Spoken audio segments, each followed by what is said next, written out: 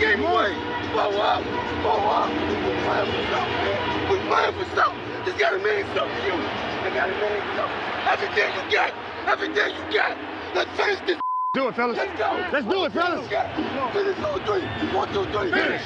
Yeah, I put my angel in the dirt and been on demon time. I'm sorry, mama, they keep playing with my peace of mind. Created niggas can't be threatened by no seed of mine.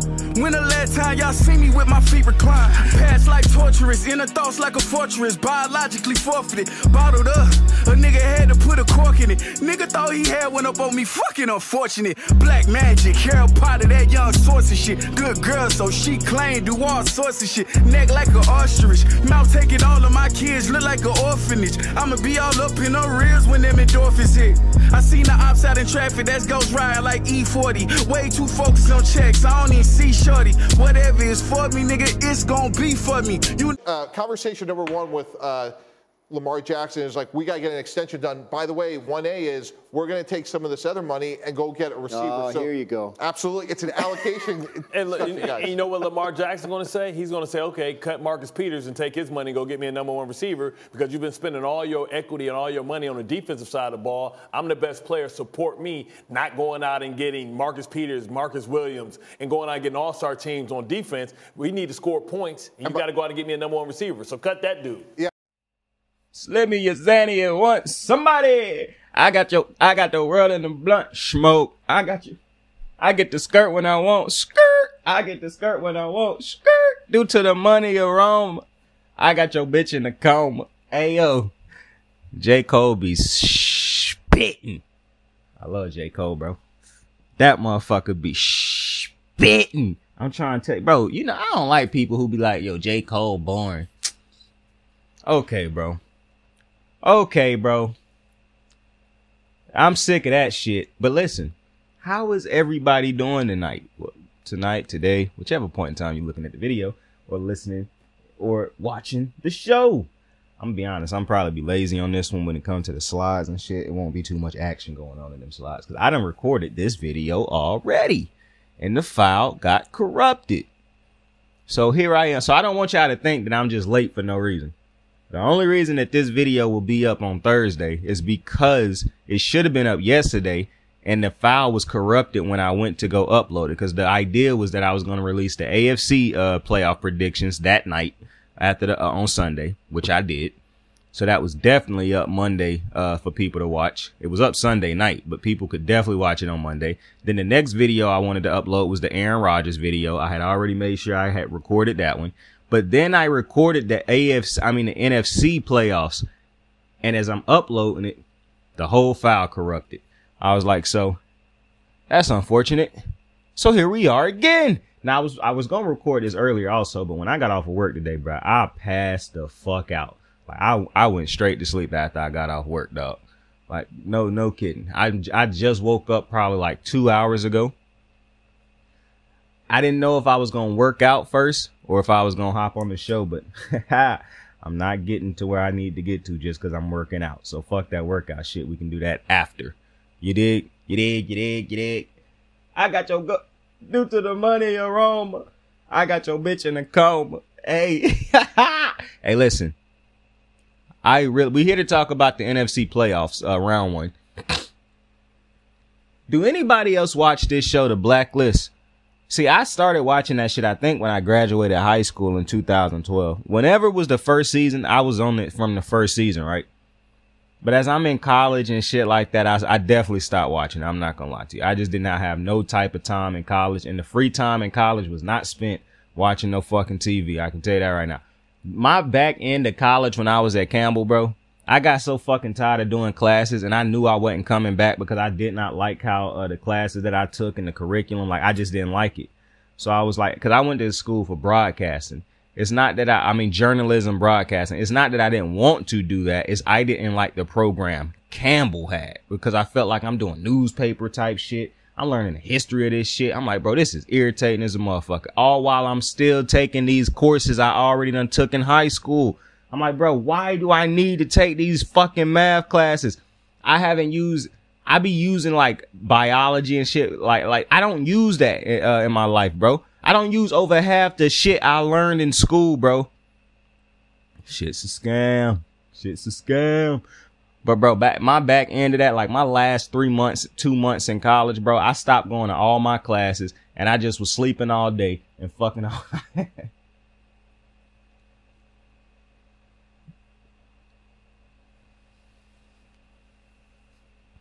I was done with that shit, bro.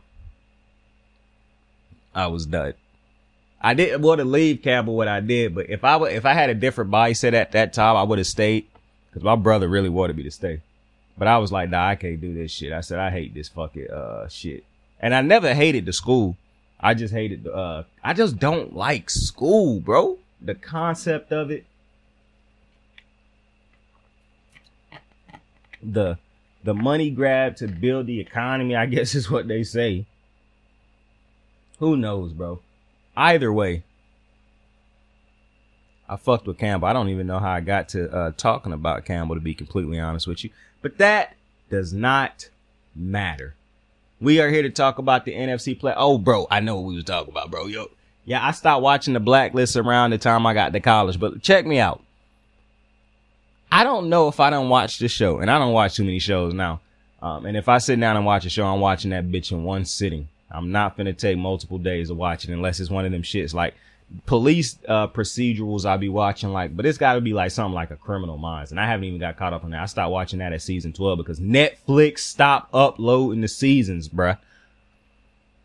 I did watch that shit in college, me and my brother. But listen.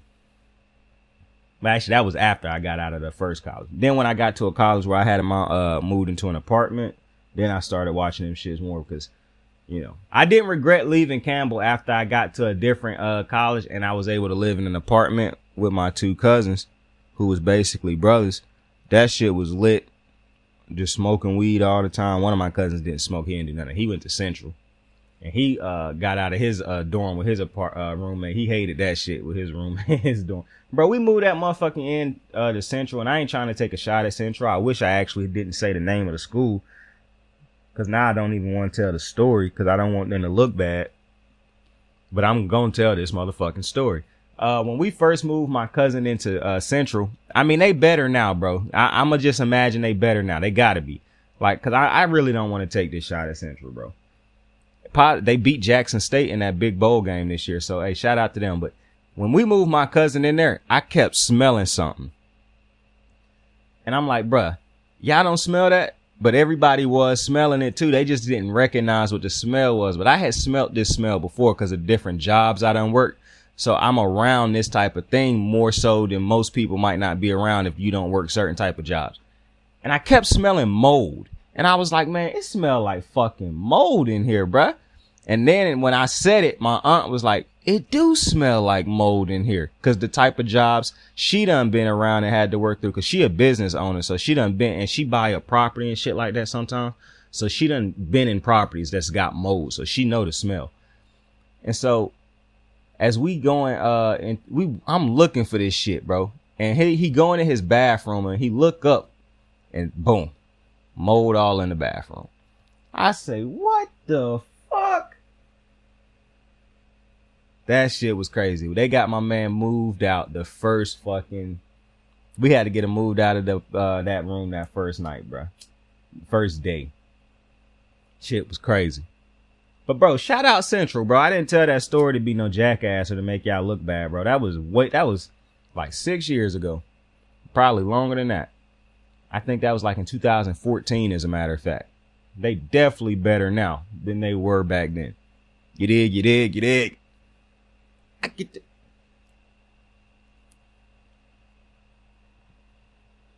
I better go with the river a bit. You dig? Cause I was a young and I begin dog. You dig? Listen, the Blacklist. I gotta finish this thought. I used to love the show, and I probably would still very much enjoy it. But I've never watched a show where the lead character, Elizabeth King, I don't think I ever watched a show where I hated the lead character as much as I hated Liz. I'm like, bro, this might be the worst, most annoying fucking lead character I have ever watched in a show that I actually like. And it got to the point where I finally stopped watching this shit because I was like, man, I just can't keep doing this shit with Liz, bro. I just can't. I said, I don't care about her storylines. I don't care. I watched this show for Dembe and Red because their relationship is fucking dope. That is the only reason I continued to watch the show for so long. Red is a unbelievably great character. Dembe's character growth and shit was unbelievable to me. But it got to the point where I'm like, man, you know what? The Tom storyline cool, Kaplan storyline cool, but I just don't give a fuck about Liv, bro. Or Liz. Elizabeth King. I just did not give a damn, bro. So I think it was around the I saw some of the Katrina, and I'm also somebody who never gave a flying fuck.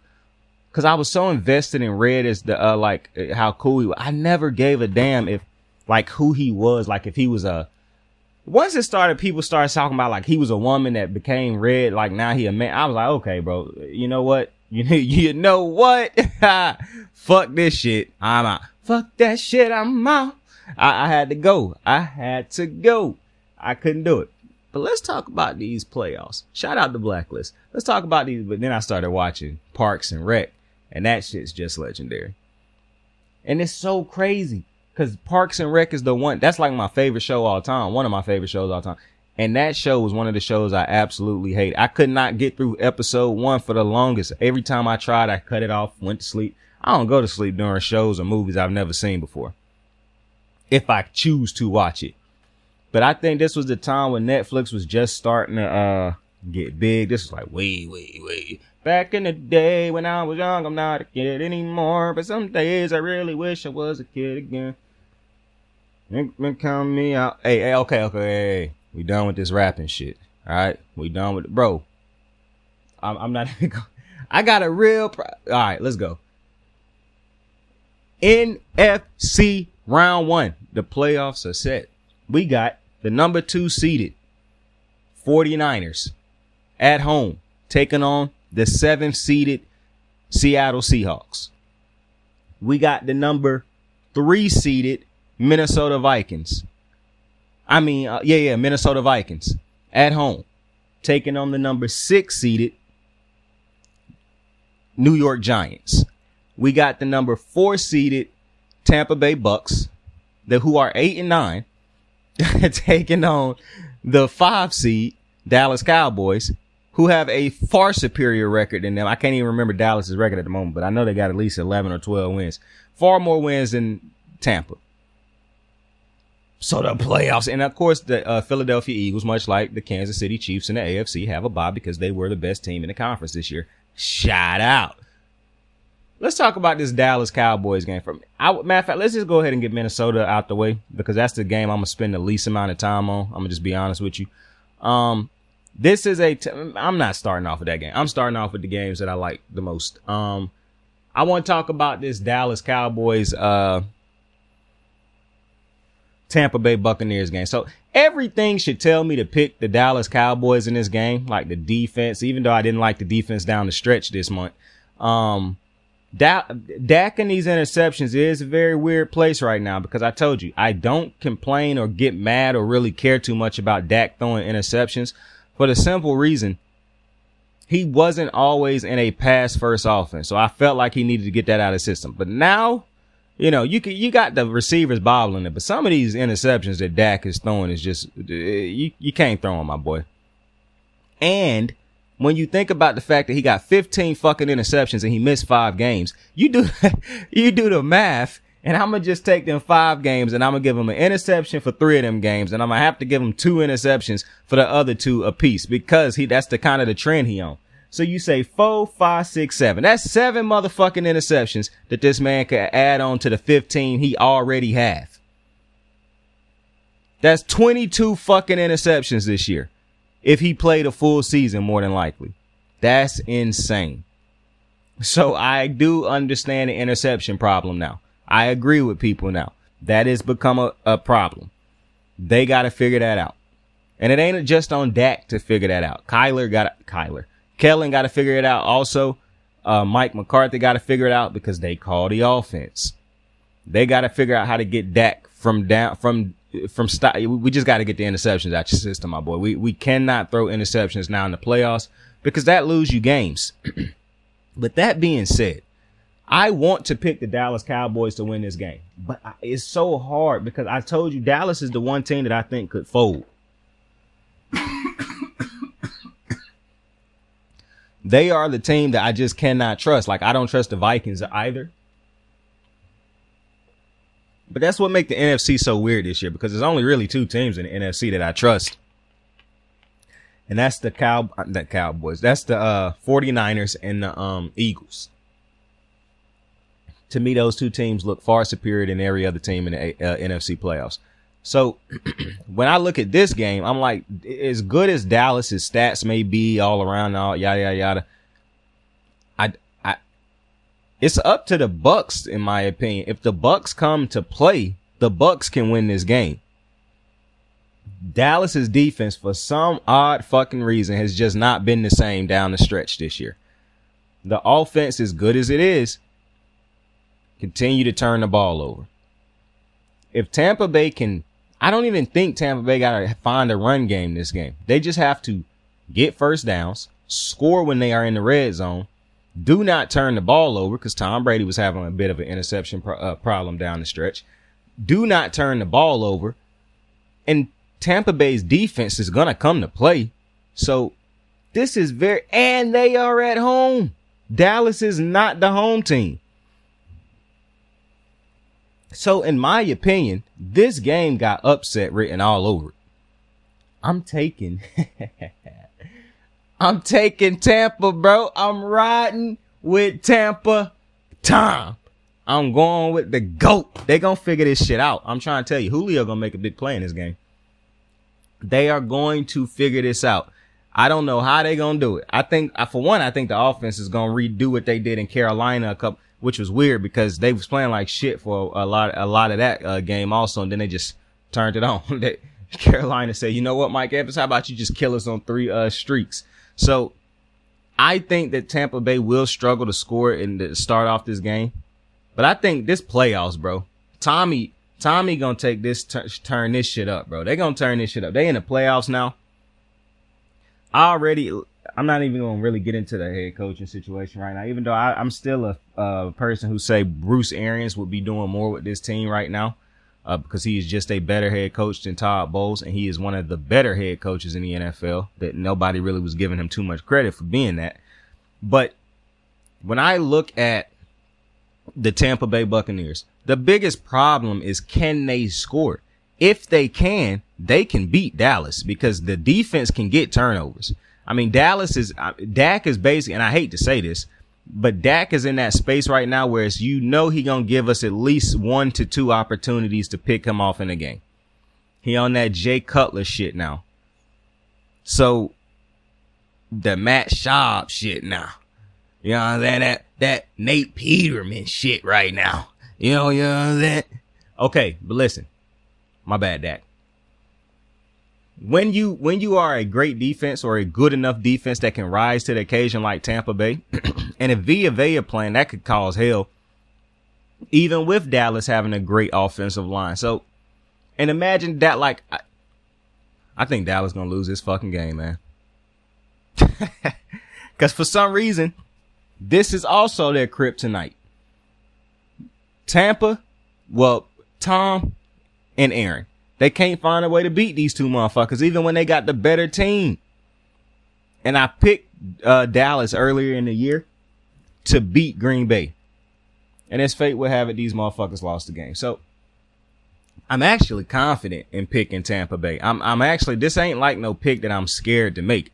I'm actually very confident in Tampa Bay. This is one of my more confident picks I done made for these playoffs in round 1 so far. Like, this one of the ones that's not really bothering me. It's not lingering on my mind. Like, because if Dallas win, then Dallas will probably play a great game like they supposed to.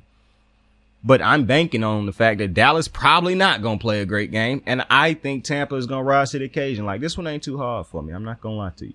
But then we get to them boys over there. Yes, sir.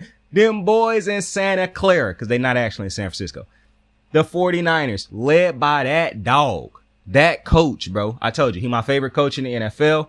I am biased. I continuously praise this dude every time I get to talk about the 49ers because I just believe he is an unbelievable head coach.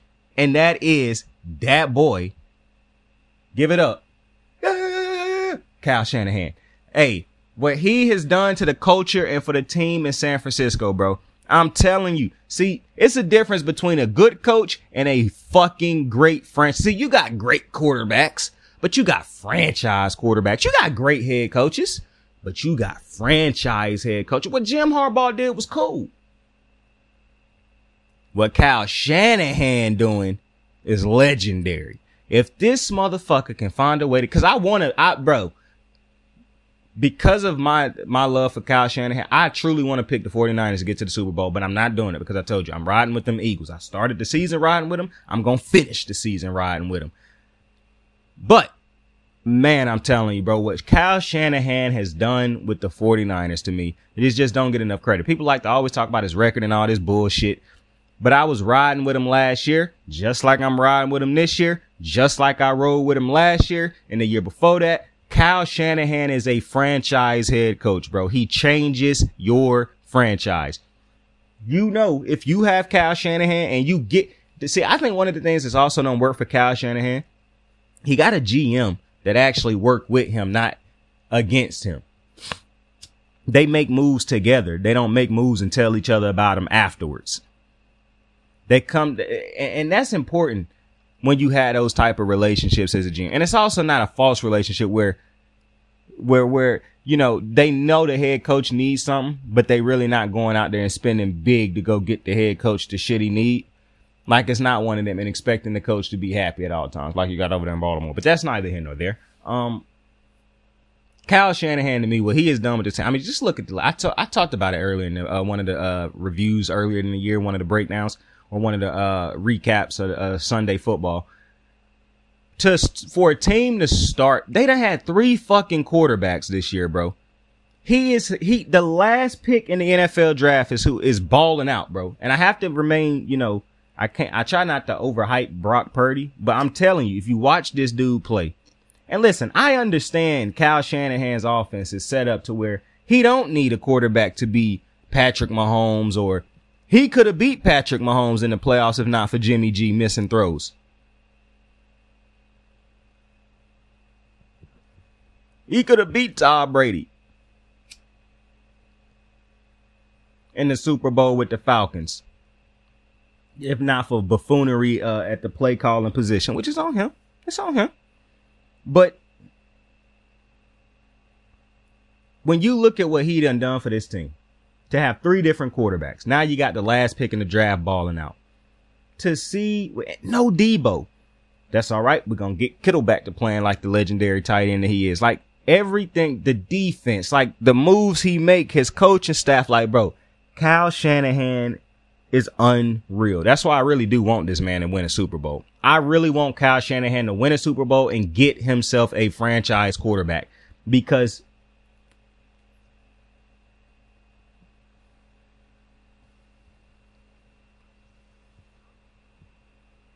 look at how we talk about Andy Reid right now that he has Pat Mahomes. We knew Andy was great with all the quarterbacks he done had in the past, but we always wished if Andy could get him a franchise, a legitimate, bona fide franchise guy. Now, he ended up getting one of the greatest quarterbacks that's ever going to play this game in Patty Mahomes, Pat McGoat. But imagine if I really want Lamar Jackson to end up in Santa Clara. If I could put Lamar Jackson on any team in football, like if I had a wish and they was like, you could put Lamar on one team in football right now, where would it be? It's San Francisco. I want him in Levi Stadium with Kyle Shanahan, and Kyle Shanahan is winning multiple Super Bowls with Lamar. It's just no 2 ways around it. You give Kyle Shanahan Lamar Jackson, he is winning multiple Super Bowls. It is no 2 ways around it. I love John Harbaugh. But they don't. Kyle Shanahan is the offensive play caller and the head coach for his team and a motivator, a guy that people clearly his team get behind him. His players clearly love him. His organization, his city. When people were saying Kyle Shanahan was on the hot seat It was 49er fans who was like, bro, y'all motherfuckers need to shut the fuck up. Kyle Shanahan ain't going nowhere. That's the energy. Like, we give, to me, if you think Andy Reid is the greatest head coach of all time, because there's people out there who think Andy Reid is actually the greatest head coach of all time, then Kyle Shanahan is the young Andy Reid, because Kyle Shanahan is unbelievable. Like, I done watched Kyle Shanahan since he was the OC in Washington. And then when he moved on to the Falcons, and then when he moved on to, finally he got his head coaching opportunity when Baltimore was supposed to give him an opportunity at OC, but they hired Trestman instead of him. Kyle Shanahan always was going to become an NFL head coach. His pops was an NFL head coach. I still think it's wild that his dad coached Mike McCaffrey, I think is his name, and now he coached the son, Christian McCaffrey. And that is such a big thing, because I told you when Christian got traded, the destinations that I thought he would be great in, one of them was always San Fran. And now that he in San Fran, when he got traded, I told you, this is about to be a otherworldly type of offense.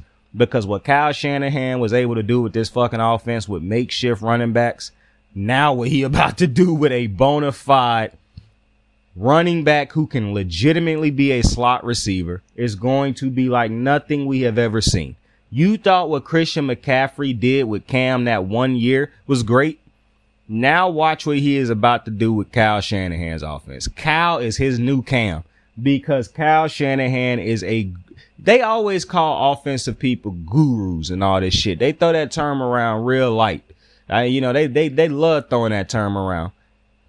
Kyle Shanahan is an offensive guru who happens to be a God-level NFL head coach also. I don't care that he don't got no Super Bowl. I know Kyle Shanahan gonna get a Super Bowl, and it ain't a lot of coaches out there, if any, that could do what Kyle Shanahan is able to do with an offense and a team without having a bona fide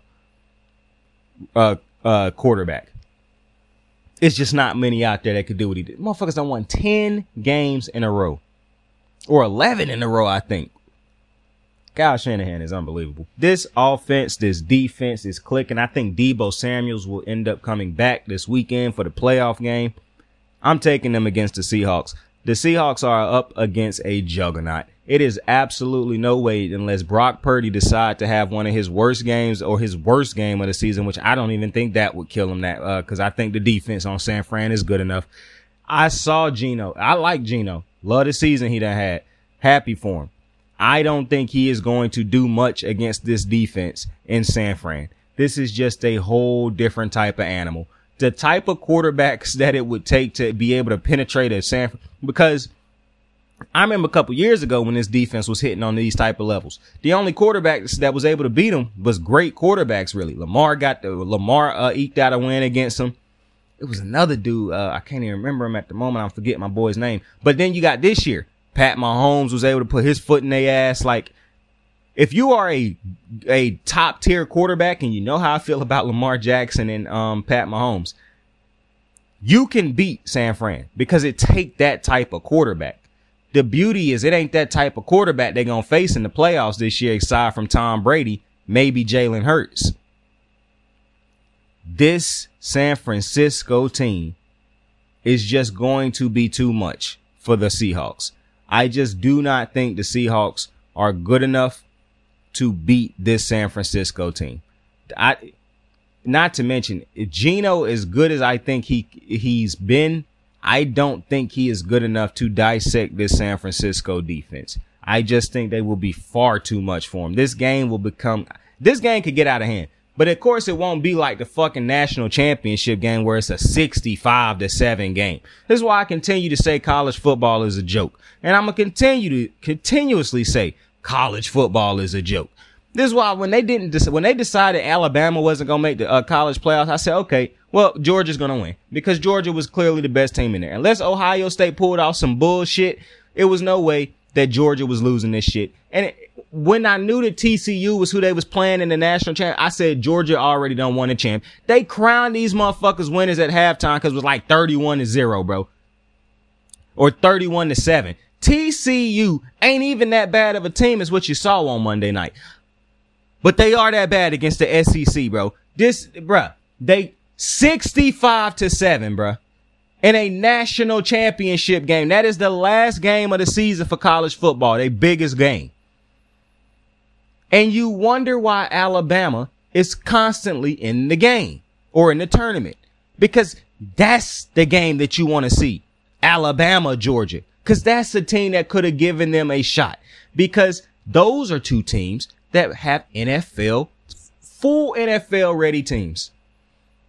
The only position that's not NFL ready all the time is the quarterback position, even though Alabama got 3 quarterbacks walking around the NFL. Because Stetson Bennett is not an NFL quarterback, in my opinion. Happy for him. Legendary Georgia player. Aaron Murray was legendary too, and he wasn't no NFL quarterback. So Stetson Bennett, I don't believe 4-year quarterbacks most of the time in this day and age are superstars. Lamar didn't stay 4 years. I don't think Pat Mahomes stayed 4 years. Now, mind you, Pat Mahomes wasn't even as big in college. Nowhere near as big in college as some of these other dudes were. Deshaun Watson, I think, did stay 4 years, or he stayed 3 years. He got them 2 national championships, and he left after he got that. No, he didn't. He stayed. Bro, I think Deshaun Watson stayed 4 years, which was stupid. But, bro, it's something about them Clemson motherfuckers, bro, because I think Trevor Lawrence stayed 4 years because he went back instead of leaving out. Either they stayed 4 or 3 years. Either way, bro, most of the great quarterbacks ain't staying no 3 or 4 years in college nowadays. They getting up out of there as soon as they can. But when I look at back to the game, because I'm not here to talk about Georgia and that's just my thought. College football is a joke. Stetson Bennett is good in college. I don't think he's gonna be no NFL quarterback. But back to the Seahawks 49ers game. I just think the 49ers are a juggernaut right now. I don't think the San Francisco 49ers are getting that. They ain't losing at home to the Seahawks, bro. I understand this is another divisional game. It'll be the 3rd time they done faced this team this year. Don't give a damn. Don't give a damn. The 49ers got momentum. They got the defense. They got the offense. They got the coach. They got the crowd. See, that's another thing about San Fran. They ain't worried about their crowd being taken over by other fans and shit like that. Like the Rams got to worry about, or the Chargers got to worry about the other team having more fans in a stadium than they actually have. They ain't worried about that over there in Santa Clara and Levi Stadium. They gonna have the home field. So I'm taking San Francisco to win this game and to move on, because I got San Francisco going to the NFC Championship game. But listen, bro, this ain't the round 2 predictions. So ignore what you just heard and let's keep it moving. Now, the last game, the Vikings. They are at home taking on the New York Giants. Now, this game ain't for me as hard to pick as the Jaguars game. That Jaguars Chargers game is I still do not know who I'm picking in that game. I don't even know if I'm gonna do a week 18 recap, because I might do a week 18 recap, but I'm probably not gonna do a week 18 recap, because the week 18 recap no longer matters, because the regular season does not matter anymore. It's a whole new season when the playoffs hit, so it really is no purpose of doing. But I might do a send-off week 18 type video, but I really don't think that I need to do that. However, with all that being said, hold up real quick.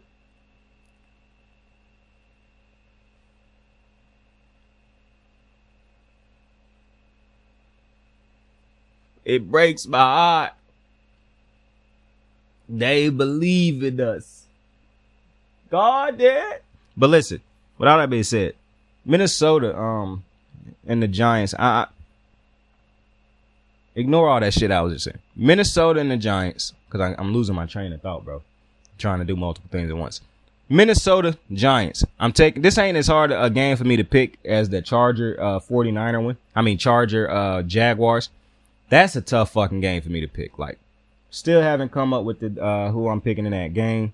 I thought I was gonna make that. Like I was saying, I thought I was gonna make that pick in my Week 18 recap. But like I said, I don't know if I'm even gonna do a Week 18 recap. But I gotta figure out a way to put that pick out. But I just don't. I might not even make a pick in that game. I might just say fuck it. Nah, I'm gonna make a pick. I ain't gonna be no pussy. But either way, back to this game. I'm taking the Giants. I don't know why I am necessarily taking, and I'm not taking the Giants. I'm taking the Vikings. As much as I want to take the Giants in this game, I do think the Vikings will end up getting this win. I think the Vikings are a better team. Even Even though they're not playing like the better team right now, I just don't trust Daniel Jones, the Saquon Daniel Jones. I don't trust the offense of the Giants. They could just go out there and have a complete dud. I know the Vikings will at least give me 2 touchdowns. They gonna at least score 1 in the first quarter and probably 2 in the fourth, bro. So I know they gonna at least give me 21 points. So, and they at home. And the crowd in Minnesota is pretty lit most of the time. They do that little clap shit. But I'm going to take the Minnesota Vikings to win a close game in Minnesota. I do think the Giants will figure out ways to score because I do not trust the Minnesota Viking defense. They are horrid. But I do believe that the Minnesota Vikings will end up eking out a win. And that's really all I got to say about that game. I really don't want to do a deep dive into that game because I don't really like watching either of these two teams play. I will say, though, the Thibodeau dude, bro, you know who Jeff Saturday is, bro. And if you don't, these 20-year-old dudes, man, y'all motherfuckers be disrespectful for no reason, bro. I swear. It was like the Quay Walker shit, bro. I was looking at the game. I forgot to mention that the other day. I was watching the Quay Walker shit that happened on Sunday night, bro, with Quay Walker pushing the medical staff. Man, what the fuck going on through your head, my guy? And I saw him crying going up the I think he really was asking himself, like, bro, why the fuck did I do that? That's what you had to be saying, because that had to be one of the most bozo type acts of behavior I've ever seen on a football field. Like, bro, what the fuck you push? And then you got bozo behind him, Watt, who come up and push the trainer also. I'm like, yo, what the fuck is it? He lucky he didn't get thrown out the game. I'm like, bro, what is these dudes on, bro? Like, yo, yeah. Hey, man. Shout out to y'all for watching, bro. That being said, tell somebody you fuck with them. Tell somebody you love them. You could be anything in the world. Choose to be kind to somebody. They'll appreciate it. Sign out. I got the moves like hot sauce. Lil' mama taking the top off. I'm laying down getting topped off. After this, you know she getting knocked off. I know she loving the money, so I keep on thumbing and thumbing. She say she horny when she taking shots, so I keep them coming and coming. Now I'm putting dick in her tummy, scoop her up like I'm raking or something. You would think shawty red track, the way that she running and running. You getting dumber and dumber, you out here chasing the bone. After she finished from giving me dome, the Uber is taking her home. Tight.